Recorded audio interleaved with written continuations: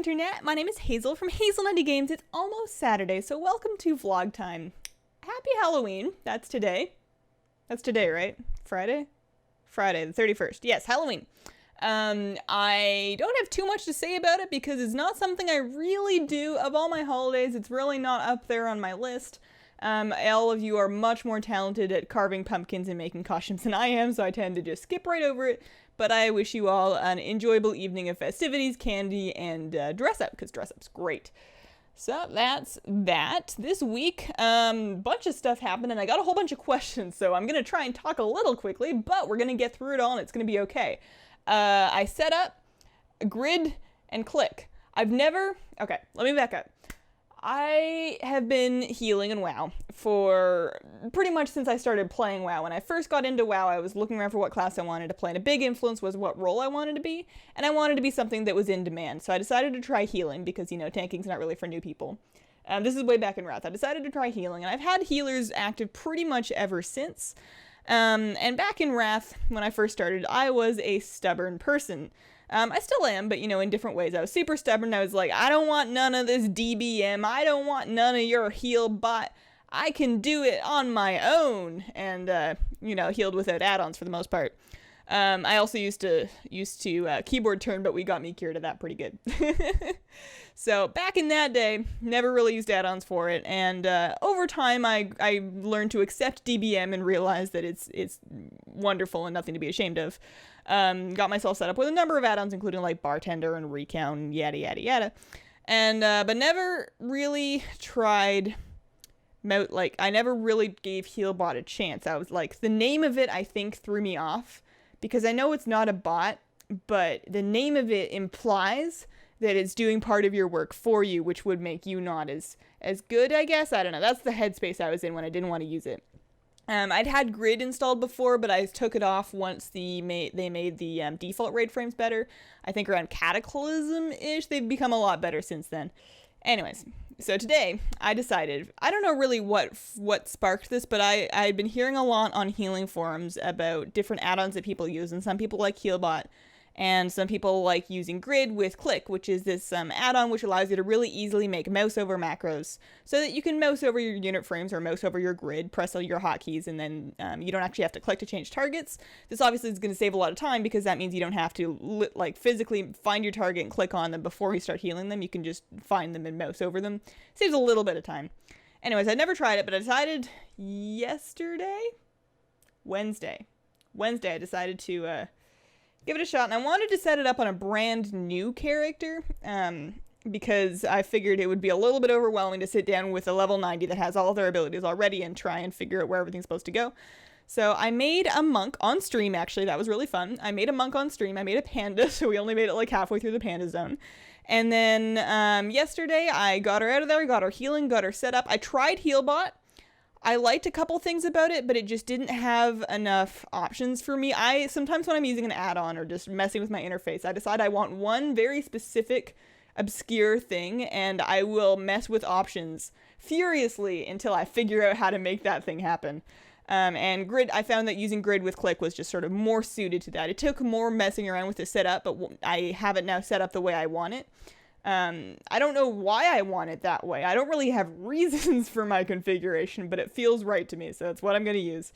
And oh my goodness, it is so much better than healing without it. Like, I don't understand how it's taken me so long. I mean, I got over the DBM thing years ago. It's not like I was stubborn anymore. I just never really gave it a try. And I felt so efficient. I feel like my little panda monk lady is like a wizard, just spitting out heals everywhere. And I mean, lower level dungeons got redone. I actually had no idea. I was in Razorfen Crawl or Downs or one of the two, and the bosses' names were all different, and there was different mobs and trash, and I was like, when did this happen? But that's a different story. The moral of the story is that people die a lot and take a lot of damage in low level dungeons right now, especially if they don't have heirlooms, and my healing isn't tuned great in order to keep up with it. I don't do a whole lot. But because of the magic of using Grid with Click, you can just do it anyways. You just got to channel your inner, like, healer beast, and it just happens. It was so much fun. So I did, like, 3 or 4 dungeons, and apparently that got me from level 15 to 43. because monks with the 50% monk XP buff that you get an hour worth per day, and the heirlooms, which gives you another, 40%, and then I had the Hallow's End buff as well.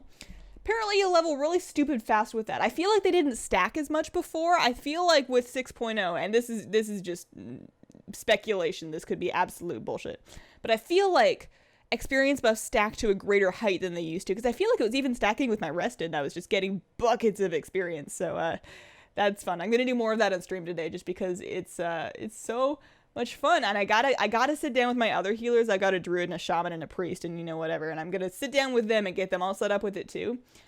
But after the beta, I was feeling kind of disenchanted with the idea of healing in Warlords of Draenor because of the way they've tuned it. It's different now. It takes a little more attention. It's not as rough as it was in early Cataclysm, but it does take more attention than it did in MoP. And I wasn't feeling great about that, but I feel better now. I really, I'm excited. So, did that. And yeah, I talked about how monk leveling is silly. On top of that hour-long buff of 50% experience you can get once per day, you also can do another quest every 10 levels that gives you an additional hour. And so far, I was just leveling it, and I never ran out of that buff because I was leveling at a greater rate than 10 levels an hour. So we'll see how long we can keep that up for. And this week we had Lords of the Fallen. That came out. My husband and I got one copy between the two of us on Steam. We're family sharing it, which means we can't play it at the same time. But, that means we only have to buy one copy, so that's perfectly fine. I played through the starting area, and I've mostly been watching him play since then. It's not... Alright, I'll be honest. I really wanted it to just be more Dark Souls. I know it's not Dark Souls. I know there were differences. But I really just kind of wanted it to be Dark Souls. And it's not Dark Souls. And I think that's going to give me some problems. And I'll probably enjoy it a lot more once I get over that in my head. Other issues with it include the fact that the camera, there's some motion blur, there's some weird screen shake. I've heard that you can mess with graphics options and with graphics card options to make that better, and I'm gonna have to look into that because I can't be smacking things and having my world twist around me. That makes me very ill. So, and the other thing was that it crashes reasonably frequently. There may be a memory leak. There may be a couple of them. There's some bugs. And I feel like what I'm going to do for Lords of the Fallen is I'm going to give it some time for game-breaking issues to be patched and for my husband to finish it. So, one, we're not fighting for time on it. And secondly, he can answer any dumb questions I have, like controls. And thirdly, it'll probably be working a little better by then, and hopefully by then we'll be past the initial burst of everything to do with Warlords, because that's taking up a lot of my time right now. So I know I promised Lords of the Fallen content. It will happen eventually. I'm not sure if I'm going to do a full Let's Play or just a review. I didn't really like it so far just because I'm not used to it. If I continue playing it, get used to it, and still don't like it, I'll probably just power through as much as I can and then make a review instead of doing a full Let's Play. But, we'll see. But I'm going to put that on the back burner for a little bit while I catch up on everything else. Which leads me into the next topic, which is the beta. Warlords of Draenor beta ends on Monday. They told us this last night, and it was really surprising to me. I don't know why. This has happened every time. Betas don't go right up until launch. But I had completely forgotten that, and I thought I had more time to finish these wild pet videos. And I really don't. So I'm going to get my butt moving and spend a lot of time. I don't have any plans over the weekend. I'm going to keep it that way so I can just stay home and hopefully by Monday get the rest of those out. So that at the very least, once Draenor launches, you'll have a good idea of where to go to get your Draenor Safari. I will work on everything else, the dailies and the garrison stuff, after that point, going through Draenor. I'm sorry it's not going to happen earlier, but it will happen. And you know what? We got all the mist guides out in 5.3 and 5.4, and those were just fine. So it'll be all right. We'll get it all done, and I'm just going to focus on the wild pet ones for now. I did want to make a bunch of videos spotlighting the pets that drop off of rare mobs, where to find those mobs, and what the pets are like, but we'll work on that at a later date. Can't be burning out on stuff to do too quickly. So that happened, and busy week. I got into the Heroes of the Storm technical alpha. I thought it was in beta, but it's still technical alpha, I guess. I had a weird thing where I got the invite, I got the email saying, Hazel, you've been selected, hooray, and then went to Blizzard and downloaded it, and I got it on my launcher, and I went to play it, and it was like, you don't have a key, and I'm like, but you emailed me, and the email doesn't have a key in it, because it's just like an account activation. For anybody else that's having that problem, the workaround, and it was posted on the forums, but in case you didn't find out, the workaround is to go into your Blizzard account and do a password reset, independently, of course. Don't click any links and mess with your password, but just go log on to battle.net, reset your password, change it. You can change it back to your original one if you want, but it's the changing of it that makes your account go, oh, hey, you can get into Heroes of the Storm, and that worked just fine for me.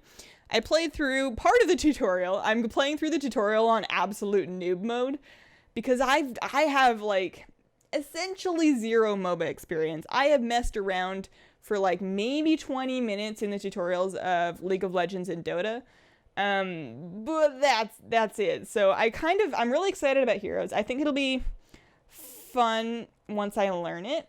And it doesn't seem like it's too hard to get into for a new player. I'm going to try, I want to make videos about it, but I got to figure out what I'm going to do. I might do something really casual where I just sort of play it and talk and hang out, or I might, I don't think I'm anywhere close to being good enough to make guides on anything yet, but we'll see. That'll be something to keep me busy between the 3rd, when the Warlords beta goes down, and the 13th, when Warlords actually comes out.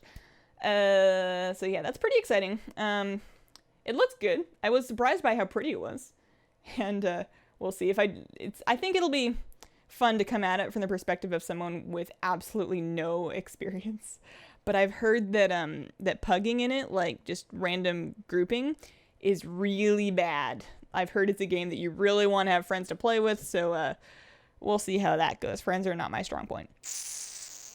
All right, so questions. Got a whole bunch. I was thinking about pushing some back to next week, but that's no fun. Maybe we'll get more. Well, I don't know. Right.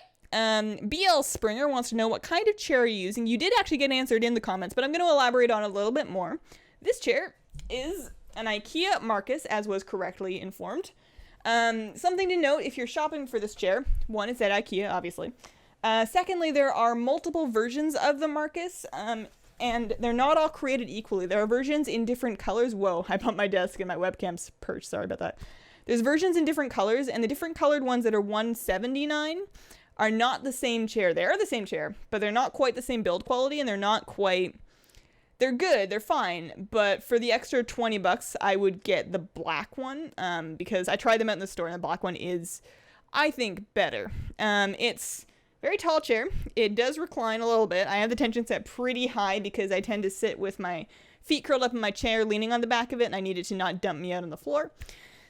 And it's one of the best chairs for back support that I've ever been in. I'm somebody that will almost never sit properly with my feet on the floor. I like to perch like a bird, which is terrible for my back and my knees and pretty much everything. It's not good, but I tend to curl up more often than not. And this chair is one of the best for when I decide to actually sit with my feet on the floor. It is more comfortable than anything I've ever tried for the price range. I'm sure you can get a much better chair if you're looking to dump like hundreds and hundreds of dollars into it. This was $200, and I think it's one of the better options that you can get for that price. Obviously, you'd want to try it out before, if you're looking for a new chair, go to IKEA and try it out before you just like order it online saying, Hazel told me to, and then you hate it. But I think for the price point, it's one of the better ones you can get. I did a lot of research before I got it. I do, however, one day want like a super amazing, ridiculously comfy, like, I don't know. I kind of want it to look like a rocket seat. I don't know what I'm talking about.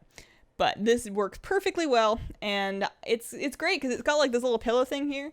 And I'm pretty tall. I'm like 5'11". I'm almost 6 feet tall. And most shorter chairs, when I try and lean my head back, I realize, oh wait, there's nothing there, and then my head goes really far back. This one, it's fit for me. It's for tall people. So that is my chair.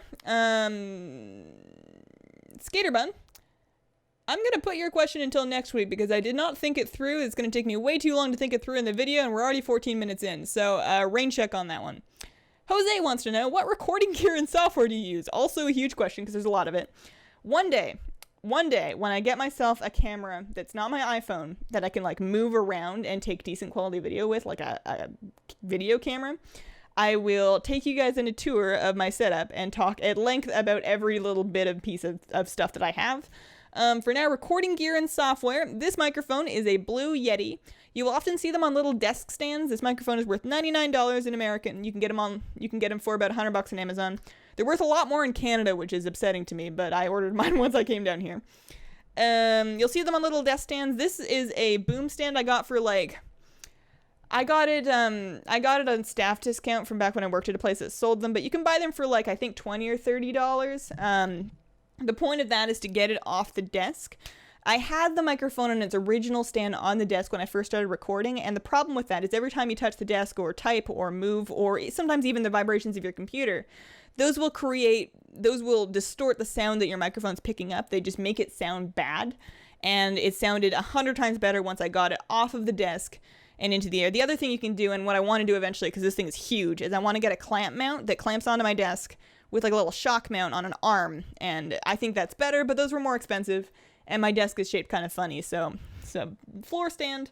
This is a pop filter. You can create those yourself with like pantyhose and a clothes hanger if you want, but this was like $5-10 clips on, and that stops me from spraying my microphone with bodily fluids and the popping sounds. So that's that. This is Audix brand. This boom stand is on stage. Those things, you can get them generically. It doesn't really matter so long as they're doing what they need to do. Video camera, that thing, that is a Logitech C920. That is worth $130 or so. Just for the record, I got all this stuff like one at a time over a long period of time. I didn't just go spend like a whole bunch of money. It's one of the higher end Logitech webcams. If you're not interested in recording in 1080p, you can get yourself a perfectly nice one for like $40 to $60. I would stick with Logitech. The Microsoft ones have given me a bad time. Logitech ones also sometimes give me a bad time. Sometimes you'll lose frames and your audio gets all out of sync, and then you have to put it through a different piece of software called Handbrake to fix that. But for the most part, it works good. Webcam recording software. Right now, I use Windows 8 Camera.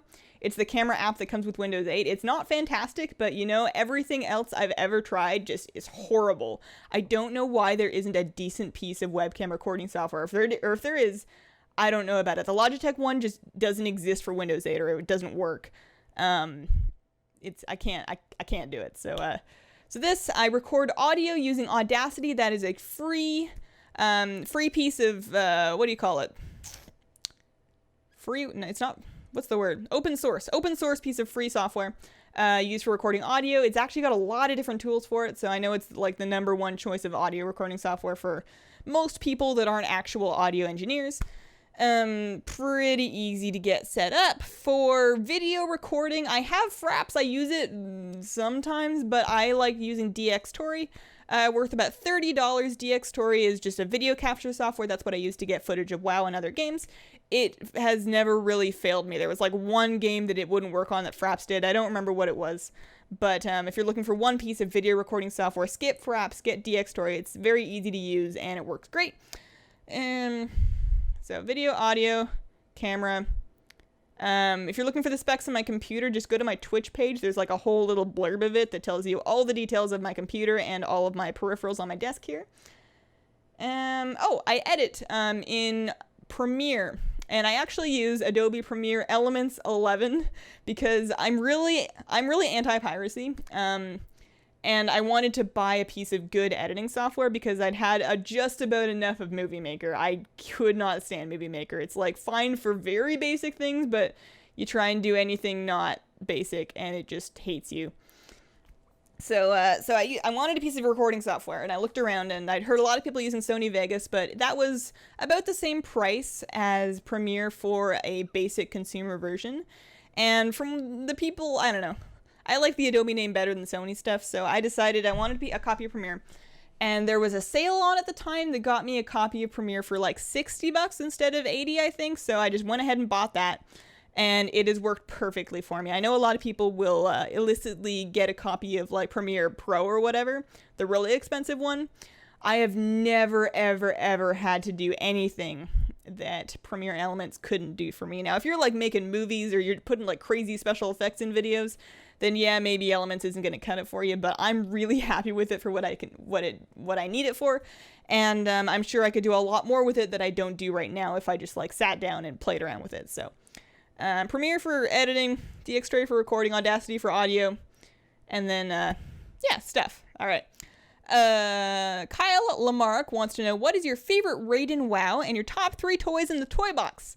All right, so favorite raid in WoW. Firelance. Love Firelands. Part of this is just nostalgia because Firelands was one of the only raids. I didn't raid a whole lot with a guild, like, regularly. I've hopped around to a lot of different places trying to find the right people. But for a while on Cataclysm, I had a guild. I don't remember what they were called. I couldn't tell you the names of any of the people in it anymore. But I had a guild that I raided with, and we did Firelands, we did Dragon Soul. And Firelands was, I think, when I joined them. And it was just the best time. Like, maybe it's just because it was really great people, but it's a really cool looking raid. I love the design of all the bosses. I loved all the boss fights. There were some really unique, interesting boss fights. A lot of them were very fun. There was some really cool looking loot. I think the Fireland sets, I know they're very fiery, and if you're not into fire, you're boned. But I think the gear looked fantastic. The fights were great.